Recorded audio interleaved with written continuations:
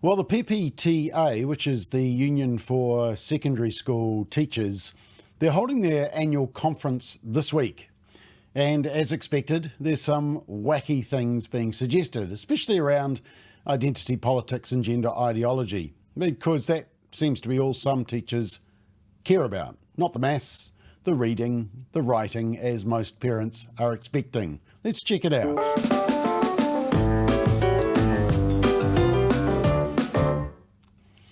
So the PPTA conference is happening and it's in Wellington. There were two conference papers that grabbed our attention. One was entitled Encouraging Rainbow Community Liaisons, and it was from the Wellington and Hutt Valley regions or branches of the PPTA. And the second one was Constitutional Amendment, Amending Gendered Pronouns, and that was from the Waitaha Canterbury region. So let's have a look at that one first. And it says this. This paper moves to address an issue which has gone under the radar. At Annual Conference 2017, the paper affirming diversity, inclusion for sexual and gender minorities was voted and approved, and Recommendation 5 stated that the Executive Order consider a claim for collective agreements to eliminate gender-biased language. And it talks about 6.3, which is the parental provisions. And it says this: the reason for that recommendation was that the language in the provisions allowed only female teachers to access those parental entitlements. Well, yeah, that's because it's the female that gets pregnant, biology. It did not recognise male identifying teachers who were adopting, nor those male teachers who were pregnant. Wait, what? Male teachers who were pregnant? Let's just check that. Male identifying teachers who are adopting, nor those male teachers who were pregnant. What kind of biology are they teaching these days? I mean, is this why homeschooling is looking real popular?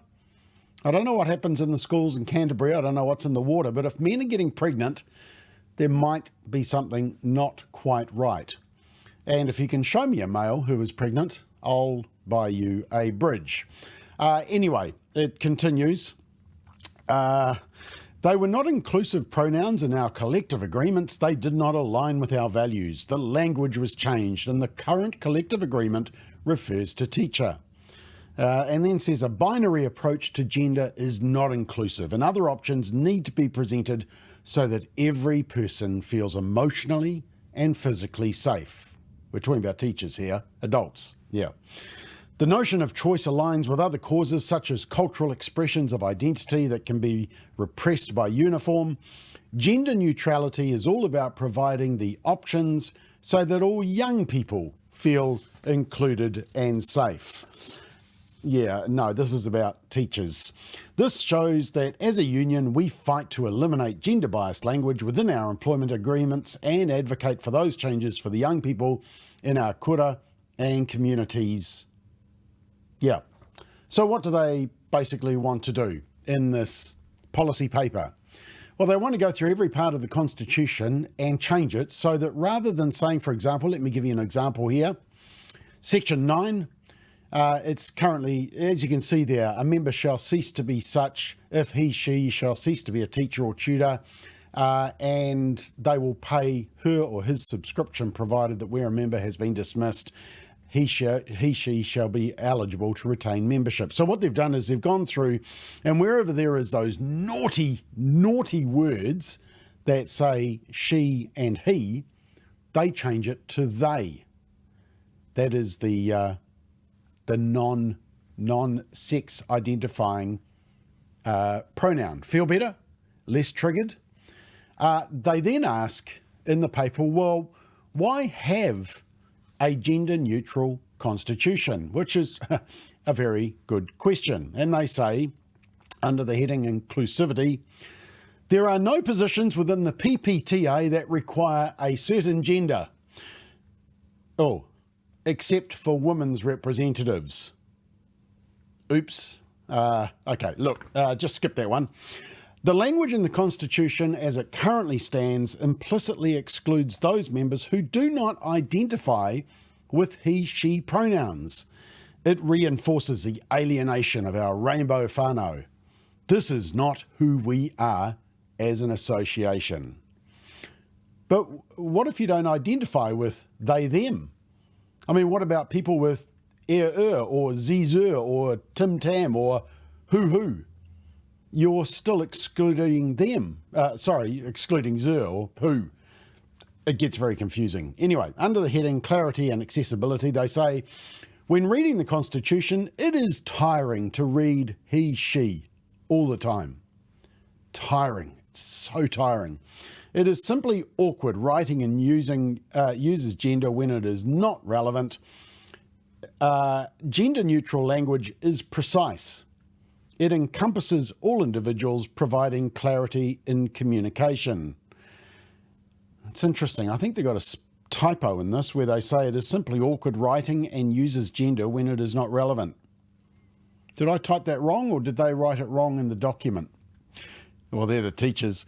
Anyway, so they're tired of reading he, she, and they want them, but it includes, so what they're doing is they're including thems and theys, but not es, zers, tams, or whos, or any other pronoun. So basically they want to ban he, she, his, hers, because it's so exclusionary and tiring. And under the heading Modernisation, they say, our society has evolved significantly in its understanding of gender. We recognise that non-binary people exist and that they should be included in our society. PPTA has recognised this with the establishment of the Rainbow Network, the Safer Schools for All workshops, and advocacy around proposed changes to the Relationships and Sexuality Education Guidelines, the RSE. Yeah, so it's some radical teachers who are pushing the radical RSE curriculum. They then ask, are there issues making our constitution gender neutral? Well, yeah, thanks for that. How about ignoring biology, buying into flawed gender ideology, confusing young people, being wacky? Those are the issues that most people would raise and say, hey, this is a dumb idea. But anyway, the union reps say there are minimal issues. In fact, gender-neutral legal drafting is fast becoming the norm amongst the English-speaking world. Ze, zur, tim tam, who, they're real English words, aren't they? But here's the best bit. On International Women's Day 2007, it was announced that all UK government legal drafting would be gender neutral. International Women's Day. I bet they can't even define what a woman is. Anyway, I had a quick check of the Constitution of the PPTA. I was very excited that it would be gender-free and non-binary. But I found this. Section 15 says each branch shall elect annually a chairperson, a branch secretary, a woman's contact who shall be a woman if possible, and such other officers as it deems fit. Yes, the woman's contact should be a woman if possible. Section 26, they want the regional organisation to hold its annual meeting, and each region shall appoint a chairperson, regional secretary, treasurer, te reo orohi, an establishing teachers representative, and women's coordinator, who shall be a woman. Shocking. Section 27, the committee of the regional organisation shall consist of a chairperson, a regional secretary, a treasurer, a woman's coordinator, who shall be a woman. Yep. The words woman and women are in the Constitution in 3 different sections. I mean, that is shocking. How binary. So the PPTA can't say gendered words like woman. They can't use gendered words. They can't even define what a woman is. They can't be binary. They must be woke. But they've got to identify some women to fulfil the explicitly woman roles on the committee. Whew, No wonder teachers need 12 weeks holiday and teacher-only days. It's exhausting being a member of the PPTA. But then we come to the encouraging rainbow community liaisons. You know, it's all downhill from here, eh? And it says this. This paper uses the word queer as a reclaimed word to refer to people within the rainbow LGBTQ+ community. Reclaimed word, I mean, reclaimed from who? But then it tries to argue that approximately 16% of high school students self-identify or are attracted to the same or multiple genders, you know, so they come under this LGBTQ banner. Well, actually, the source of that stat comes from the Youth 2000 survey of Auckland University. We've discussed that many times, and what it actually says is that 9% said they were same or multiple sex attracted. Multiple sex, so yeah, just liked sex. How surprising for teenagers. So that's 9%, and 7% said they were not sure of their attractions or they weren't even attracted to any sex. But the PPTA wants to lump all those groups together under LGBTQIA+++ banner. It sounds better, even though half of them say that they're actually not sure or don't care. But don't destroy the narrative. They then say to address the challenges faced by queer rangatahi, it is essential for schools to have a designated queer liaison person. And to justify this, they say, in 2023, hate crimes against transgender and gender diverse individuals doubled compared to the previous year. And they point people to this report by Radio New Zealand. Reports of hate crimes against trans people jumped 42%, spike month of Posey Parker visit. Now, here's the graph showing that rise. It's not really a rise, is it? I mean, there's that big peak there. But apart from that, it doesn't look like a doubling over time. Now, that big spike, March 2023. What happened in March 2023? Oh, of course, the Posey Parker rally. Remember that one where women gathered to talk about women things and trans activists assaulted, harassed, punched and harangued the audience and the international guest speaker. But remember, the trans activists were the victims. Now, here's the other problem whenever you hear the PPTA or anyone like that quoting hate crimes. The police themselves say that their definition of hate crime is any offence which is perceived by the victim or any other person to be motivated as hostility or prejudice based on things such as race, religion, sexual orientation, gender, transgender identity, disability or age. In other words, it's all based on perception of the victimhood. The other slight problem with what the PPTA are trying to argue is that the latest data shows that almost 3/4 of all these hate crime offences reported nationwide since 2020 have been motivated by race or ethnicity, or at least that's what the victim perceives.